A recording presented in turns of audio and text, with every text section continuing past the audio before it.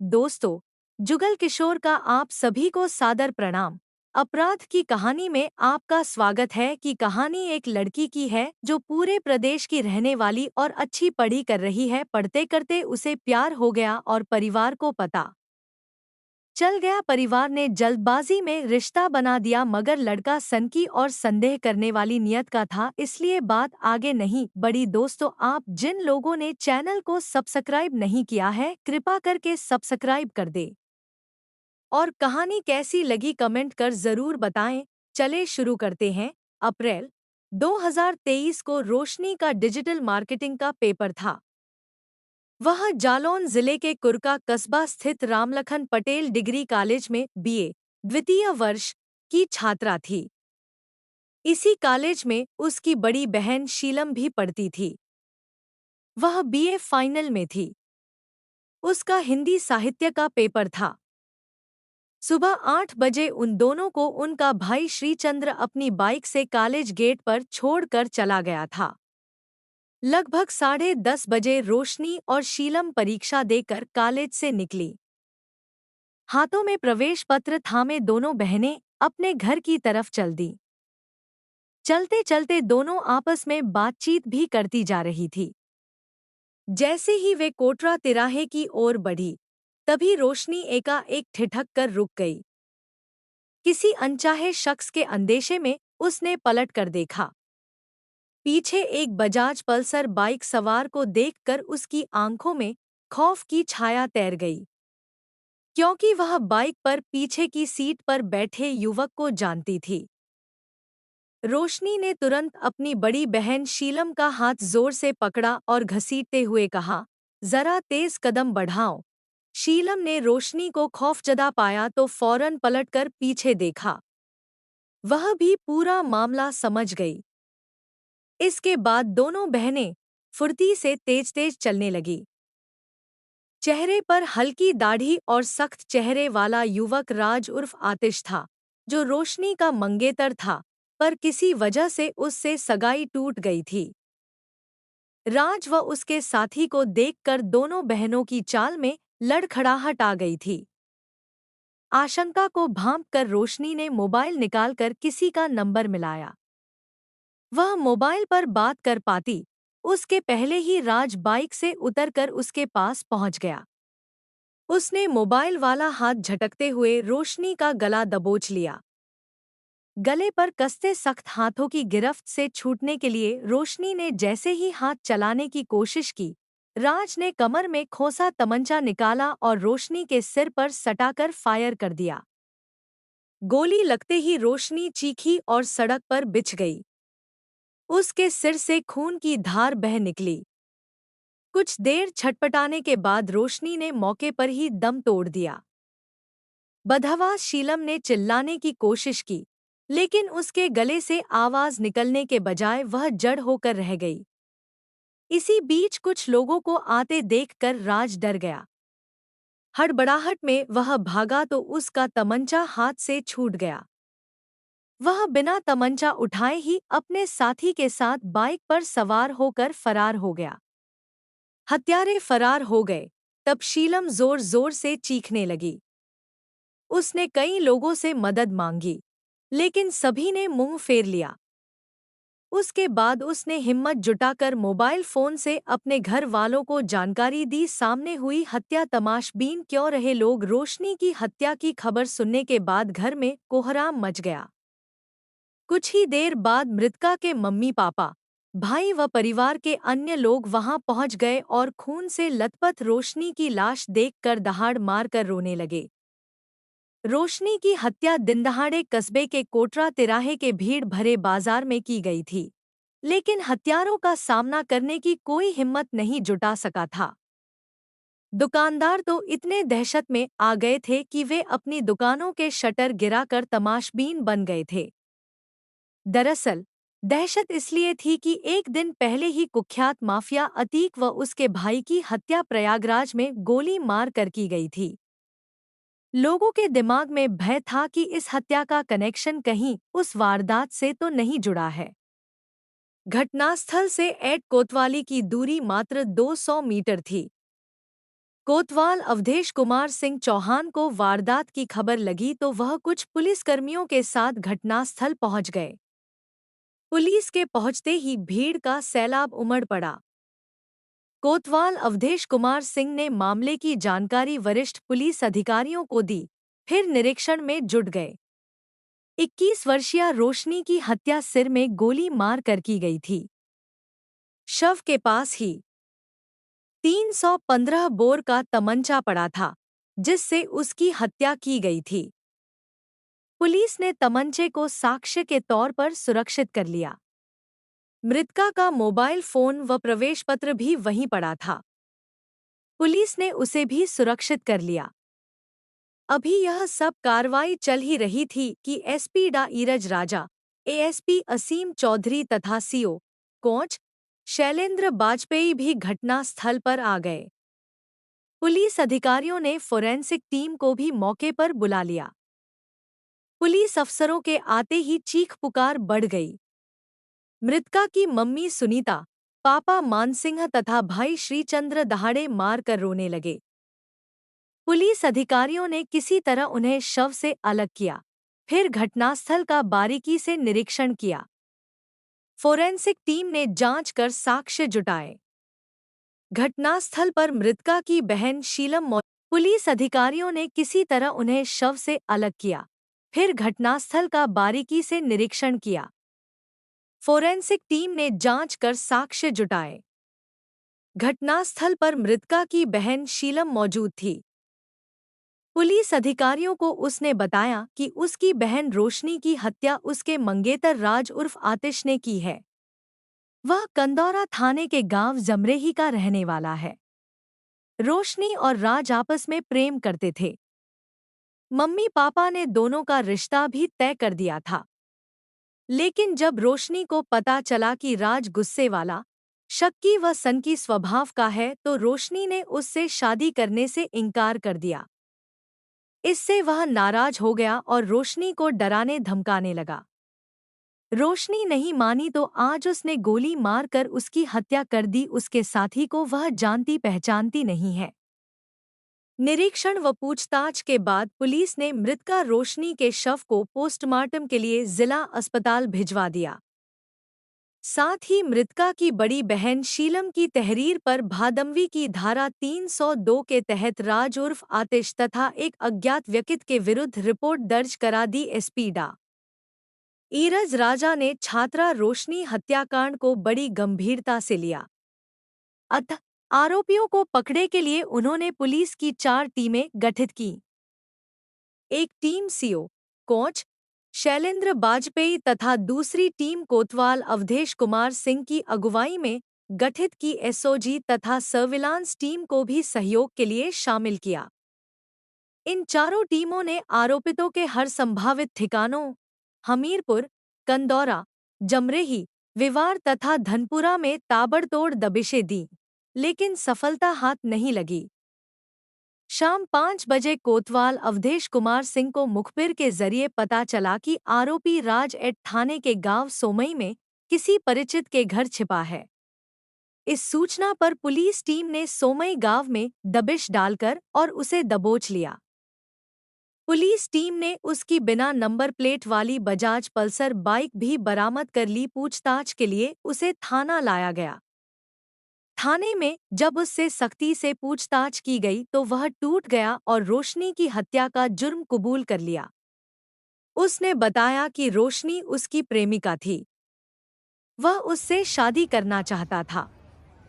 घर वाले भी राजी हो गए थे, लेकिन रोशनी ने शादी से इनकार कर दिया। उसने उसे प्यार से भी समझाया और धमकाया भी, लेकिन जब वह नहीं मानी तो उसे मौत की नींद सुला दिया। तुम्हारे साथ जो अन्य युवक था, उससे तुम्हारा क्या संबंध है? कोतवाल अवधेश सिंह ने पूछा। सर, वह मेरा ममेरा भाई रोहित उर्फ गोविंदा था। वह हमीरपुर जिले के विवार थाने के गांव धनपुरा का रहने वाला है। हमारे और रोशनी के बारे में उसे सब पता था। हमने जब उसे प्रेमिका की बेवफाई और उसे सबक सिखाने की बात कही तो वह साथ देने को राजी हो गया। तुम्हारी बाइक की नंबर प्लेट नहीं है। क्या वह चोरी की है? श्री सिंह ने पूछा। नहीं सर, बाइक चोरी की नहीं है। हमने पहचान छिपाने के लिए नंबर प्लेट जंगल में छिपा दी तथा खून से सने कपड़े चिकासी गांव के पास बेतवा नदी में फेंक दिए थे। चूंकि सबूत के तौर पर खून से सने कपड़े तथा नंबर प्लेट बरामद करना जरूरी था, अतः कोतवाल अवधेश कुमार सिंह ने आरोपी राज की निशानदेही पर कपड़े व प्लेट बरामद करने पुलिस टीम के साथ निकल पड़े। अब तक अंधेरा छा चुका था। राज जब पचखौरा नहर पुलिया के पास पहुंचा तो उसने पुलिस जीप रुकवा दी। वह नीचे उतरा और बताया कि यहीं नहर झाड़ीपों में उसने नंबर प्लेट छिपाई थी। पुलिस के साथ राज झाड़ीपों की तरफ बढ़ा, तभी अचानक उसने कोतवाल अवधेश कुमार सिंह के हाथ से सरकारी पिस्टल छीन ली और फायर झोंकने की धमकी देकर भागने लगा। पुलिस टीम ने भी उसकी घेराबंदी कर जवाबी कार्रवाई शुरू कर दी। राज ने एक फायर किया, तभी पुलिस ने भी गोली चला दी। पुलिस की गोली राज के पैर में लगी, जिससे वह जख्मी होकर जमीन पर गिर पड़ा। घायल राज को तुरंत जिला अस्पताल में इलाज हेतु भर्ती कराया गया। पुलिस की अन्य टीमें दूसरे आरोपी रोहित उर्फ गोविंदा को पकड़े के लिए अथक प्रयास में जुटी रहीं, लेकिन वह हाथ नहीं आया।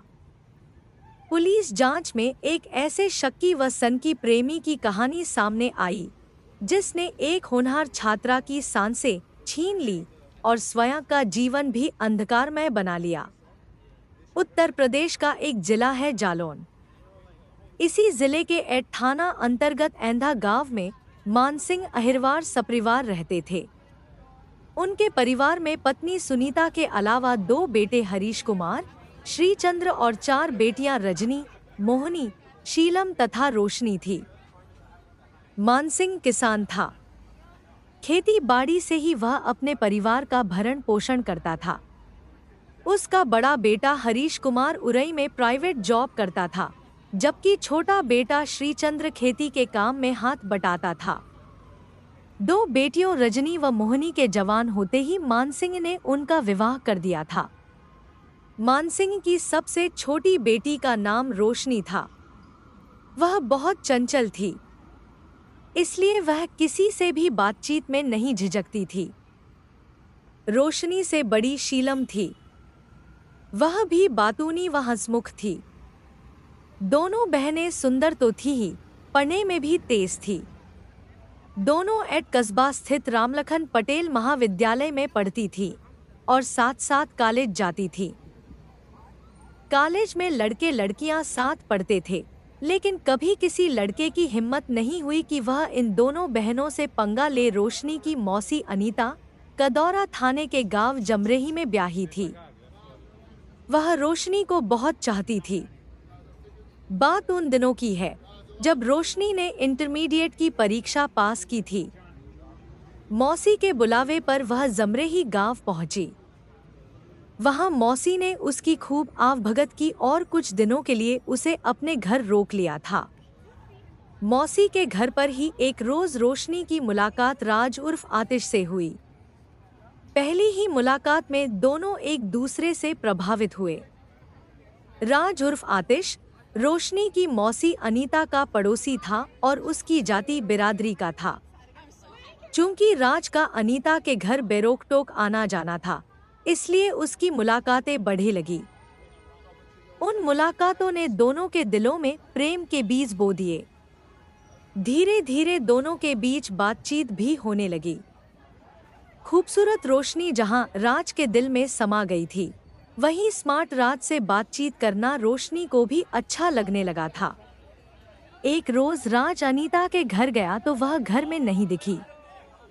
इस पर राज ने पूछा, रोशनी, आंटी नहीं दिख रही, क्या वह कहीं गई है? हाँ, मौसी खेत पर गई है। 1-2 घंटे बाद ही आएंगी, रोशनी ने जवाब दिया। रोशनी की बात सुनकर राज मन ही मन खुश हुआ। उसे लगा कि आज उसे अपने दिल की बात कहने का अच्छा मौका मिला है। अतः वह बोला, रोशनी आओ, मेरे पास बैठो, मैं तुमसे कुछ कहना चाहता हूँ। लेकिन लेकिन क्या? रोशनी ने आंखें नचाकर पूछा। यही कि डर लगता है कि कहीं तुम मेरी बात का बुरा ना मान जाओ। तुम मुझे गाली तो दोगे नहीं?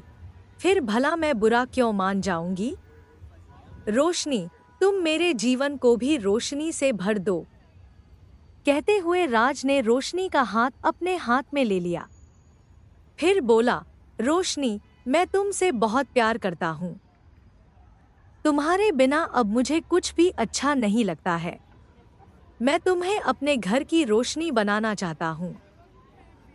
रोशनी कुछ क्षण मौन रही, फिर बोली, राज, मुझे तुम्हारा प्यार तो कबूल है, लेकिन शादी का वादा नहीं कर सकती। क्योंकि एक तो मैं अभी पढ़ रही हूँ, दूसरे शादी विवाह की बात घर वाले ही तय करेंगे। मैं ऐसा कोई वादा नहीं करना चाहती जिसके टूटने से तुम्हारे दिल को ठेस लगे। इसके बाद रोशनी और राज का प्यार परवान चढ़े लगा। दोनों ने एक दूसरे का मोबाइल नंबर ले लिया था, अतः उनकी बात देर सवेर फोन पर भी होने लगी थी। ज्यादा देर बात करने को मौसी टोकती तो वह कॉलेज की सहेली से बात करने का बहाना बना देती। कभी कभी माँ या बड़ी बहन से बात करने की बात कहती। अनीता उसकी बातों पर सहज ही विश्वास कर लेती। लेकिन अनीता के विश्वास को ठेस तब लगी जब उसने एक शाम धुंधलके में राज और रोशनी को आपस में छेड़छाड़ करते देख लिया। दूसरे रोज अनीता ने रोशनी को प्यार से समझाया, बेटी, लड़की की इज्जत सफेद चादर की तरह होती है। भूल से भी उस पर दाग लग जाए तो वह दाग जीवन भर नहीं जाता। रोशनी समझ गई कि मौसी को उस पर शक हो गया है। उसने अपनी सफाई में बहुत कुछ कहा, लेकिन अनीता ने यकीन नहीं किया। उसने राज को भी फटकार लगाई। इसी के साथ वह दोनों पर निगरानी रखने लगी। लेकिन फिर भी दोनों फोन पर बतियां लेते थे और दिल की लगी बुझा लेते थे। अनीता नहीं चाहती थी कि उसके घर पर रहते रोशनी कोई गलत कदम उठाए और वह बदनाम हो जाए। अतः उसने रोशनी को उसके घर अंधा भेज दिया। रोशनी प्रेम रोग लेकर घर वापस आई थी। अतः उसका मन न तो पढ़ाई में लगता था और न ही घर के दूसरे काम में। वह खोई खोई सी रहने लगी थी। बड़ी बहन शीलम ने उससे कई बार पूछा कि वह खोई खोई सी क्यों रहती है, लेकिन रोशनी ने उसे कुछ नहीं बताया। वह बुत ही बनी रही। बड़ी बहन को ऐसे पता लगा रोशनी के अफेयर का। एक रोज रोशनी बाथरूम में थी, तभी उसके फोन पर कॉल आई। कॉल शीलम ने रिसीव की और पूछा, आप कौन और किससे बात करनी है? इस पर दूसरी ओर से आवाज आई, मैं राज बोल रहा हूँ। मुझे रोशनी से बात करनी है। जब वह मौसी के घर जमरे ही आई थी, तभी उससे जान पहचान हुई थी। ठीक है, अभी वह घर पर नहीं है, कहकर शीलम ने कॉल डिस्कनेक्ट कर दी। फिर सोचने लगी कि कहीं रोशनी किसी लड़के के प्यार के चक्कर में तो नहीं पड़ गई, कहीं रोशनी उसी के प्यार में तो नहीं खोई रहती। यदि ऐसा कुछ है तो वह आज भेद खोल कर ही रहेगी। कुछ देर बाद रोशनी बाथरूम से बाहर आई तो शीलम ने पूछा, रोशनी, यह राज कौन है? तू उसे कैसे जानती है? दीदी, मैं किसी राज को नहीं जानती। रोशनी धीमी आवाज में सफेद झूठ बोल गई। देखो रोशनी, अभी कुछ देर पहले जमरेही से राज का फोन आया था। वैसे तो उसने मुझे तुम्हारे बारे में सब कुछ बता दिया है, लेकिन मैं सच्चाई तुम्हारे मुंह से सुनना चाहती हूँ। रोशनी समझ गई कि उसकी आशिकी का भेद खुल गया है। अब सच्चाई बताने में ही भलाई है। अतः वह बोली, दीदी, जब हम मौसी के घर गए थे तो वहाँ हमारी मुलाकात मौसी के पड़ोस में रहने वाले अशोक अहिरवार के बेटे राज उर्फ आतिश से हुई थी। कुछ दिनों बाद ही हमारी मुलाकातें प्यार में बदल गईं और हम दोनों एक दूसरे को प्यार करने लगे। दीदी, राज पढ़ा लिखा स्मार्ट युवक है। परिवार की आर्थिक स्थिति भी ठीक है। राज मुझे बेहद प्यार करता है और शादी करना चाहता है। सच्चाई जानने के बाद शीलम ने सारी बात अपनी मम्मी सुनीता तथा पापा मानसिंह को बताई तो उनके आश्चर्य का ठिकाना न रहा। उन दोनों ने पहले प्यार से फिर डरा धमका कर रोशनी को समझाने की कोशिश की, लेकिन रोशनी नहीं मानी। दोनों भाइयों ने भी रोशनी को समझाया, पर रोशनी ने राज से बातचीत करनी बंद नहीं की। वह कॉलेज आते जाते तथा देर रात में राज से बातें करती रहती। रोशनी की दीवानगी देखकर घर वालों को लगा कि यदि रोशनी पर ज्यादा सख्ती की गई तो कहीं ऐसा न हो कि रोशनी पीठ में इज्जत का छुरा घोंप कर अपने प्रेमी के साथ फुर्र न हो जाए। इसलिए मानसिंह ने अपने परिवार के साथ इस गहन समस्या पर मंथन किया। फिर निर्णय हुआ कि रोशनी की शादी राज के साथ तय कर दी जाए, लेकिन शर्त होगी कि शादी बीए फाइनल करने के बाद ही होगी। इसके बाद सुनीता अपने पति मानसिंह के साथ अपनी बहन अनीता के घर जमरेही पहुंची। उसने बहन को राज और रोशनी के प्रेम संबंधों के बारे में बताया और दोनों की शादी तय करने की बात कही। अनीता को दोनों के संबंधों के बारे में पहले से ही पता था, सो वह राजी हो गई।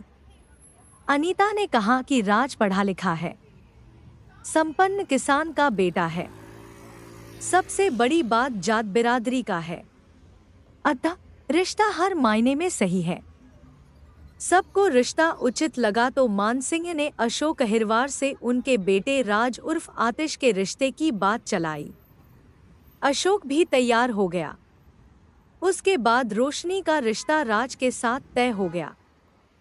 शर्त यह रखी गई कि रोशनी जब बीए पास कर लेगी तब दोनों की शादी होगी। इस शर्त को राज व उसके घर वालों ने मान लिया। शादी तय हो जाने के बाद राज का रोशनी के घर आना जाना शुरू हो गया। वह हर सप्ताह बाइक से रोशनी के घर पहुंच जाता, रोशनी उसके साथ घूमने फिरने निकल जाती, फिर शाम को ही वापस आती। इस बीच दोनों खूब हंसते बतियाते, रेस्तरां में खाना खाते और जमकर लुत्फ उठाते। उन पर घर वालों की कोई पाबंदी न थी, अतः उन्हें किसी प्रकार का कोई डर भी न था। इस तरह 1 साल बीत गया।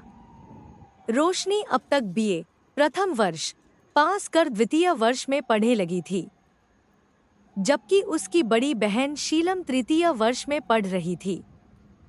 दोनों बहनें एट कस्बा स्थित रामलखन पटेल महाविद्यालय की छात्रा थीं। वह घर से कॉलेज साथ ही आती जाती थी। रोशनी को फोन पर बतियाने का बहुत शौक था। कॉलेज से निकलते ही वह बतियाने लगती थी, जबकि शीलम गंभीर थी। उसे फालतू बकवास पसंद न थी। एक रोज राज ने रोशनी को कॉल की तो उसका नंबर व्यस्त बता रहा था। कई बार कोशिश करने पर भी जब रोशनी से बात नहीं हो पाई तो राज के मन में शक बैठ गया कि रोशनी उसके अलावा किसी और से भी प्यार करती है, जिससे वह घंटों बतियाती है। इसलिए उसका फोन व्यस्त रहता है। उस रोज वह बेहद परेशान रहा और कई तरह के विचार उसके मन में आते रहे। राज के मन में शक समाया तो वह दूसरे रोज सुबह 11 बजे कॉलेज गेट पहुंच गया। रोशनी कॉलेज से निकली तो वह उसका पीछा करने लगा। उस रोज रोशनी कॉलेज अकेले ही आई थी। कुछ दूर पहुंचने पर रोशनी फोन पर किसी से हंस कर बातें करने लगी। राज का शक यकीन में बदल गया कि रोशनी का कोई और भी यार है।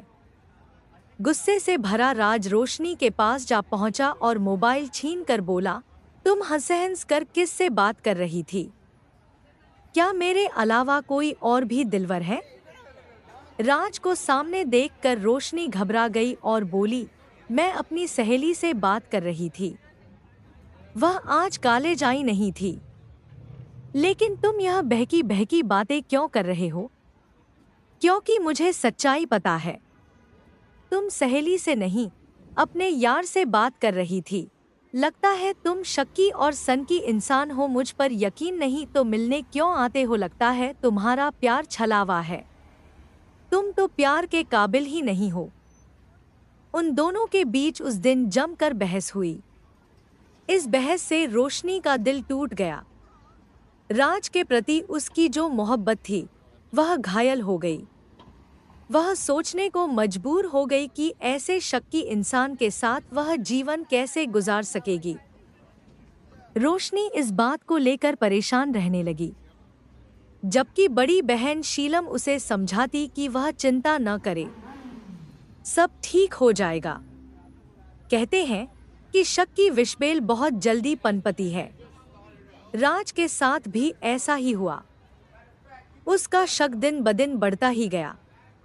वह जब भी रोशनी को किसी से फोन पर बात करते देख लेता तो वह बात करने से रोकता, साथ ही उसे डांटता व अपशब्द भी कहता। रोशनी को यह नागवार गुजरता था। फिर भी उसने कई बार राज को समझाया भी कि वह अपनी दोस्त सहेलियों से ही बात करती है, लेकिन राज रोशनी की कोई बात सुनने को तैयार न था।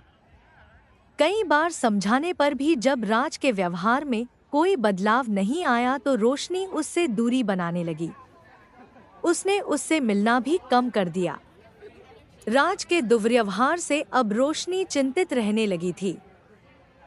सुनीता ने बेटी के माथे पर चिंता की लकीरें पढ़ी तो उसने एक रोज रोशनी से पूछा, बेटी, आजकल तू गुमसुम रहती है। चेहरे से हंसी भी गायब है, खाना भी समय पर नहीं खाती। आखिर बात क्या है? माँ की सहानुभूति पाकर रोशनी की आंखों में आंसू आ गए। बोली, माँ, मैं राज को लेकर चिंतित हूँ। वह शक्की इंसान है। फोन पर किसी से बात करते देखता है तो शक करता है। मैंने उससे दिल लगाकर भूल की है। मैं ऐसे शक्की इंसान से शादी नहीं कर सकती। बेटी के दर्द से सुनीता भी तड़प उठी। उसने यह बात पति मानसिंह को बताई तो उसका पारा भी चढ़ गया। इसके बाद मानसिंह ने अपनी पत्नी व बेटों से विचार विमर्श किया और शादी तोड़ देने का निश्चय किया। रिश्ता खत्म करने की जानकारी मानसिंह ने अशोक अहिरवार व उसके बेटे राज को भी दे दी। रिश्ता टूटने से राज उर्फ आतिश बौखला गया। उसने रोशनी से बात करने की कोशिश की, लेकिन उसने कॉल रिसीव ही नहीं की। दूसरे रोज राज रोशनी के कॉलेज पहुंच गया। रोशनी कॉलेज के बाहर आई तो उसने पूछा, रोशनी, रिश्ता तुमने तोड़ा है या तुम्हारे घर वालों ने? मैंने अपनी व घर वालों की मर्जी से खूब सोच समझ कर रिश्ता तोड़ा है। क्यों तोड़ा है? राज ने पूछा। इसलिए कि तुम शक्की व सनकी इंसान हो। तुम जैसे इंसान के साथ मैं जीवन नहीं बिता सकती। सोच लो कहीं तुम्हारा यह फैसला भारी न पड़ जाए। राज ने धमकी दी। मैंने अच्छी तरह सोच समझ कर ही फैसला लिया है।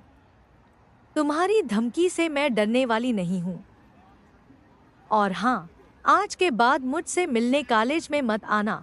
लेकिन रोशनी की बात पर राज ने गौर नहीं किया। वह अक्सर कॉलेज आ जाता और रोशनी को धमकाता कि वह उससे शादी करे। यही नहीं, राज रोशनी के मम्मी पापा व भाइयों को भी फोन पर धमकाने लगा था कि रिश्ता तोड़कर तुम लोगों ने अच्छा नहीं किया। अब भी समय है, रिश्ता जोड़ लो वरना परिणाम अच्छा न होगा। अप्रैल 2023 के दूसरे सप्ताह से रोशनी और शीलम की वार्षिक परीक्षा शुरू हो गई थी। दोनों बहनें साथ साथ परीक्षा देने आती जाती थीं। 14 अप्रैल 2023 को रोशनी व शीलम पेपर देकर निकली तो कॉलेज गेट से कुछ दूरी पर राज ने रोशनी को रोक लिया और बोला, रोशनी, मैं तुमसे आखिरी बार पूछ रहा हूँ कि मुझसे रिश्ता जोड़ोगी या नहीं? रोशनी गुस्से से बोली, मैं तुमसे एक बार नहीं 100 बार कह चुकी हूँ कि तुम जैसे शक्की और सनकी इंसान से मैं शादी हरगिज नहीं करूँगी। यह तुम्हारा आखिरी फैसला है? राज ने आंखें तरेर कर पूछा। हाँ, यह मेरा आखिरी फैसला है। रोशनी ने भी आंखें तरेर कर ही जवाब दिया। तो तुम मेरा फैसला भी सुन लो। यदि तुम मेरी दुल्हन नहीं बनोगी तो मैं तुम्हें किसी और की दुल्हन भी नहीं बनने दूंगा। धमकी देकर राज चला गया। राज उर्फ आतिश का ममेरा भाई था रोहित उर्फ गोविंदा। वह हमीरपुर जनपद के विवार थाने के गांव धनपुरा का रहने वाला था। राज की रोहित से खूब पटती थी। रोहित को रोशनी और राज के रिश्तों की बात पता थी। प्यार में जख्मी राज रोहित के पास पहुंचा और उसे बताया कि रोशनी ने शादी से इनकार कर दिया है। वह उसको बेवफाई का सबक सिखाना चाहता है। उसकी मदद चाहिए। रोहित मदद को राजी हो गया। इसके बाद दोनों ने मिलकर तमंचा व कारतूस का इंतजाम किया और कॉलेज के पास आ गए।